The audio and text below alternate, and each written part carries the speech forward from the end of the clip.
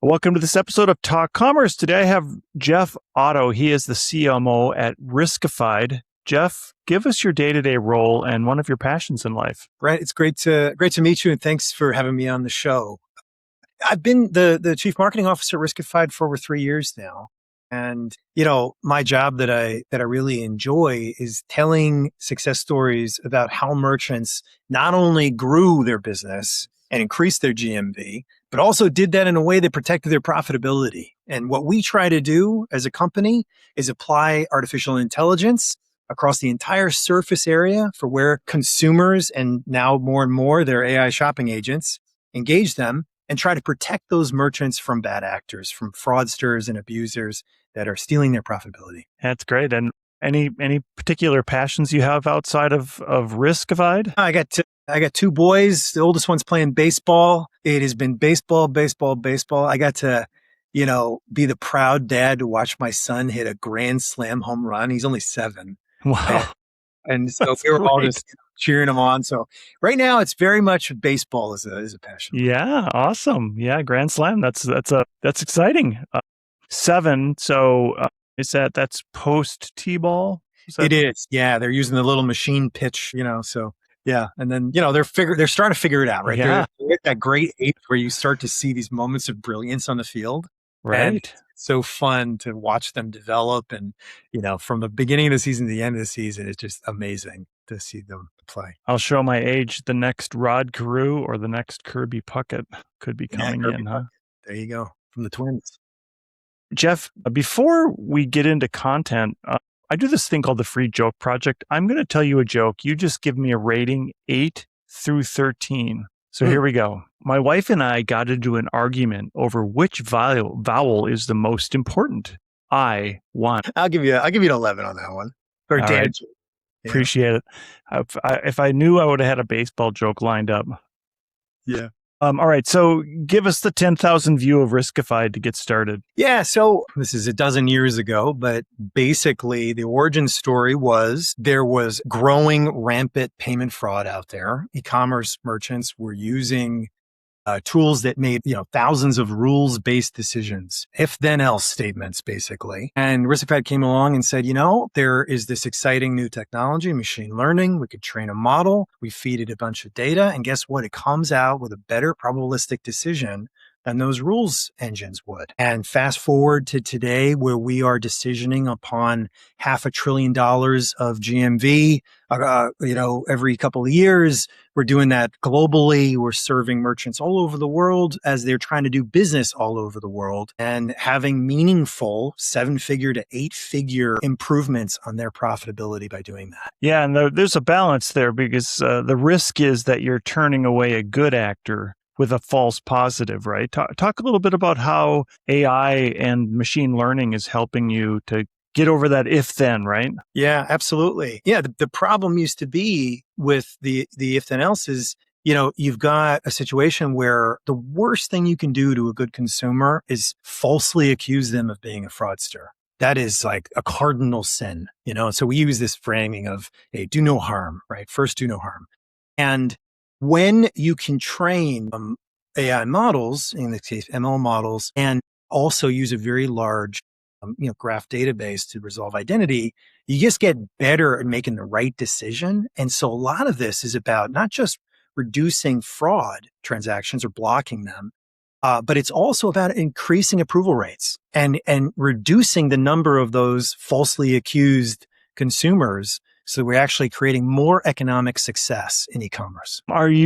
But we in the green room, we talked a little bit about customer service. And I come from the agency background and the e-commerce background. And I can remember a client we had in Mexico back more than 10 years ago who had a whole room of customer service agents. And their job was just to make sure that the person existed. So instead of having an if-then, they manually chase down the client, or is the client real? But you talked about even a worse thing that's coming now is the fact that there's maybe fake people that are going to start calling in and bugging customer service. Talk a little bit about that. Yeah.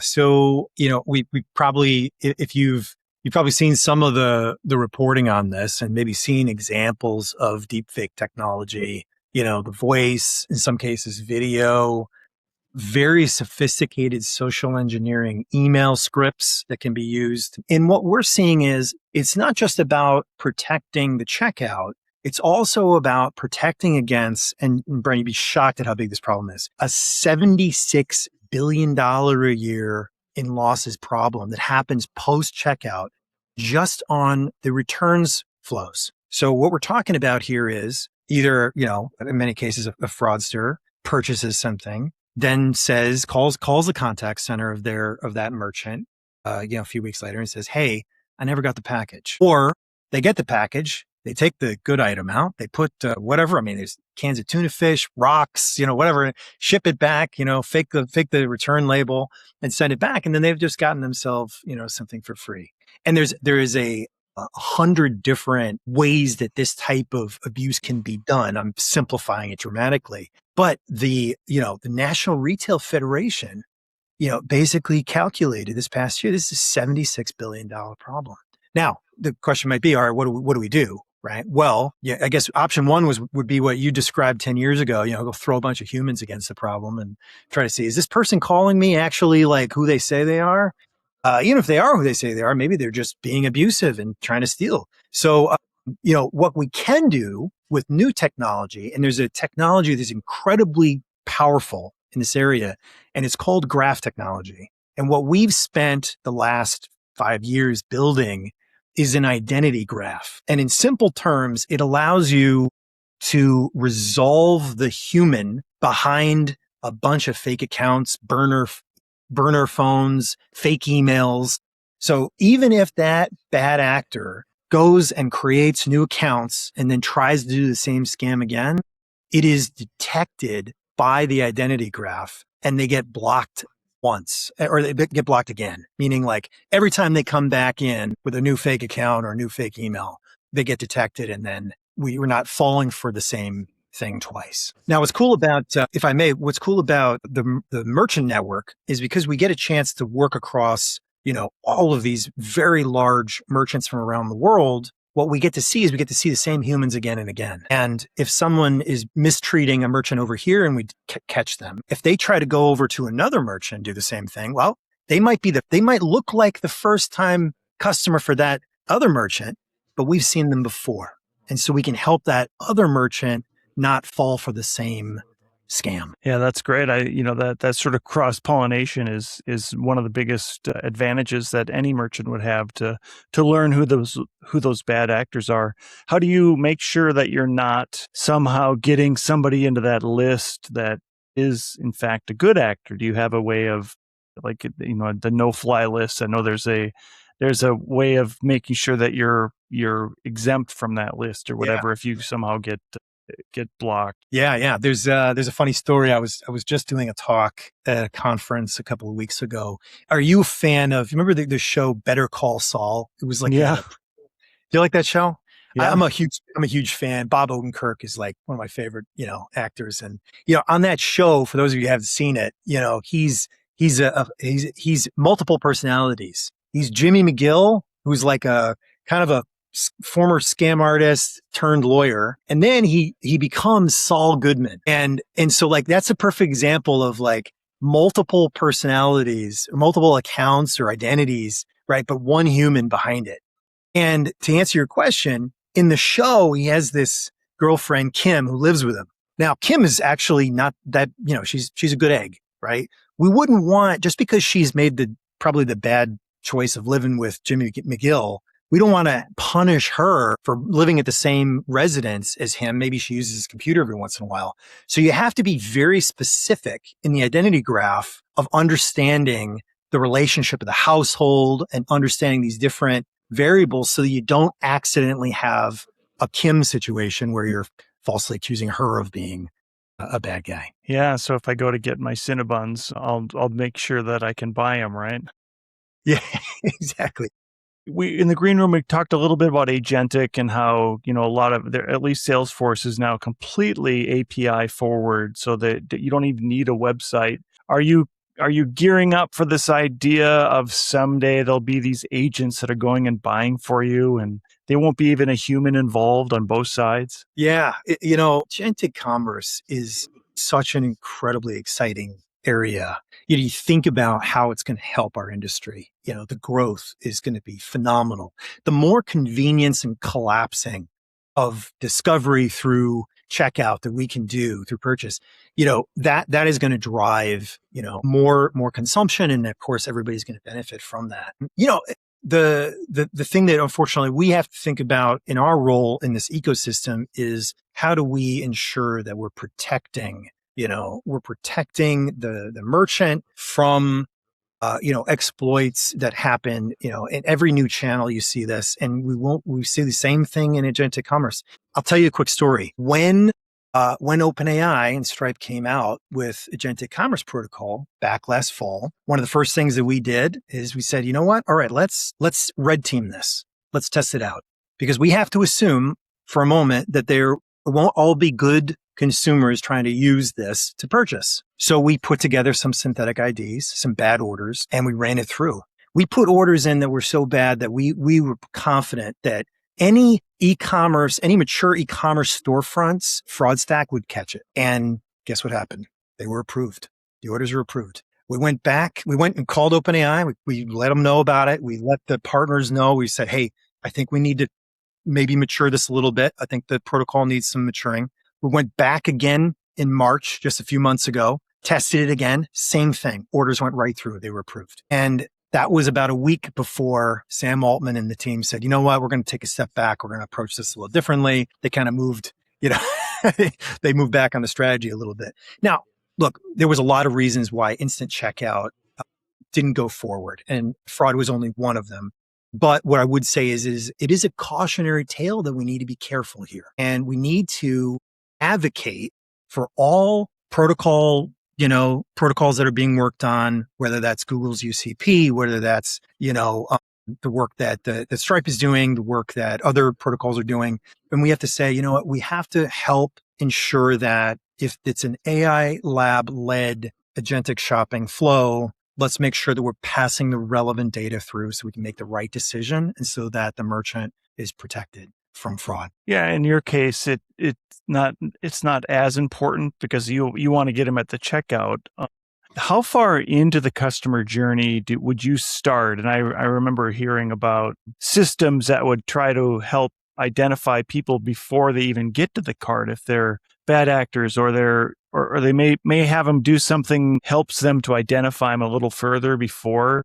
So you have an opportunity while they're shopping to kind of learn about them. Yeah. Is that part of a strategy that works? Yeah. So, you think about, and this is not something that our company does. We're not necessarily a perimeter player, but if you think about the folks on the perimeter that are doing bot detection and other things, that's like obviously a nice early warning system for, is this a good actor that's coming into the site to start to shop? And then once you start getting into the checkout flow, if you have some information about that consumer, maybe they were cookied previously where cookies are still available, or we're able to get some information in the checkout flow, then we can run an identity check and we can say, hey, let's go take a look at the graph, go cluster this identity off of this variable, email or something that they've just put in, and let's see what comes back. Is this a good, healthy identity? Is this an identity that maybe has, some activity that is nefarious or something we want to be concerned about?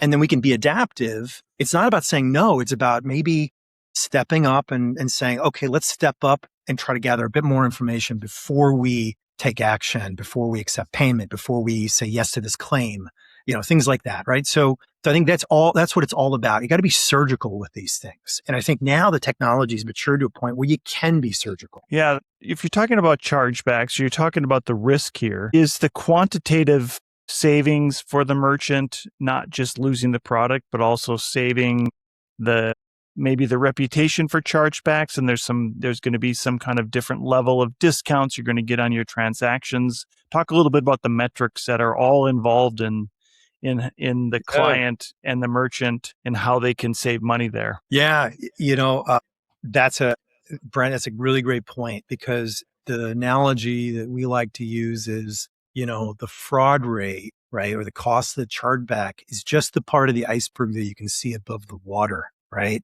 So you have to think about all of that value stack together. It's not just about, okay, I just had to go pay back the issuing bank because it was a fraudulent transaction. It's also, okay, I shipped a product and I had all this, logistical cost or reverse logistics if they then filed a claim. So there's cost. There's, all right, I had to deal with a customer service inquiry when, maybe that person that had their credit card stolen ended up calling me and being like, hey, I didn't pay for this from you, and then now my contact center had to deal with that cost, right? So it's important that you've got to look at the whole thing. And also there's been some really great research that shows that even though, it wasn't the merchant's fault that their credit card was stolen, they will blame the merchant because they saw that fraudulent charge at that, from that merchant. And that actually changes the way that their brain thinks about the brand of that merchant. And so that's another thing why it's so important for us to, protect not only the consumer identity, but also think about the cost of fraud in a more comprehensive way. Yeah, and a lot of that cost is just around reputation and how that spreads once it's happened, and if it's happened on scale, the client has less ideas that they would ever want to purchase from you. What are you seeing coming in now? What's exciting for you in this next couple of quarters in terms of risk and protection? Yeah, we're excited about a few things. There's the ability to use AI agents within, our platform's interface to help merchants see patterns about their consumers that are interacting with them. That's incredibly exciting. We're very excited about what we're seeing protecting beyond checkout. I talked briefly about the contact center agents. They've got such a tough job, Brent. You imagine you got these CSRs, they're metriced on making people happy. It's customer satisfaction. It's net promoter score.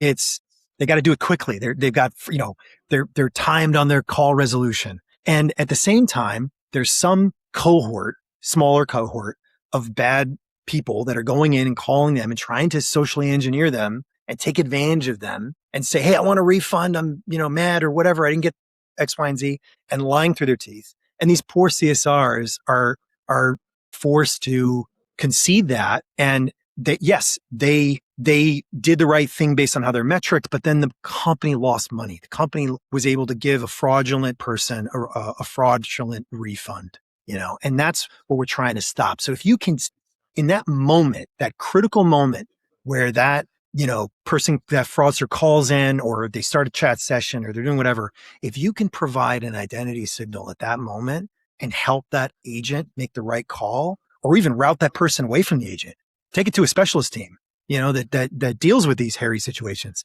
that can really help. That can really help protect the brand, protect the profitability. Yeah, the rise of the AI agent who's helping customers on the chat is definitely escalating now. Are you helping to train those agents as well to maybe steer calls or steer conversations in the right place when maybe you should be able to identify somebody that's chatting with a bot and they should go somewhere or just get kicked off? Yeah. I think there's a trade-off that I see. And this is when I talk to executives at merchants that we work with, we often say, okay, you have a choice of how to invest your time and energy into agentic commerce. You can delegate this and take advantage of what the AI labs are doing. And you can create, a product catalog that the protocols can consume, whether through its, an MCP server or whatever. And you can do that. And that will result in a couple of things. One, you're going to lose a little bit of your brand identity because now someone is shopping inside of ChatGPT, right? They're seeing just the way that information is curated inside of the large language models interface. The alternative, though, is why not also invest in agentic shopping on your very mature e-commerce storefront? You own the experience. You own the data visibility. your CDP is under the hood, so you can do segmentation and you understand better who you're dealing with. And you own the loyalty piece of it. And then you also, guess what? You can take advantage of your existing fraud tech stack that you've already invested in for the last however many years. So, you know that all of that prior investment can be utilized and connected in. So, and we're seeing this, right? I mean, whether it's, you got Rufus with Amazon, you've got, Ask Macy's has been a phenomenal success story over there.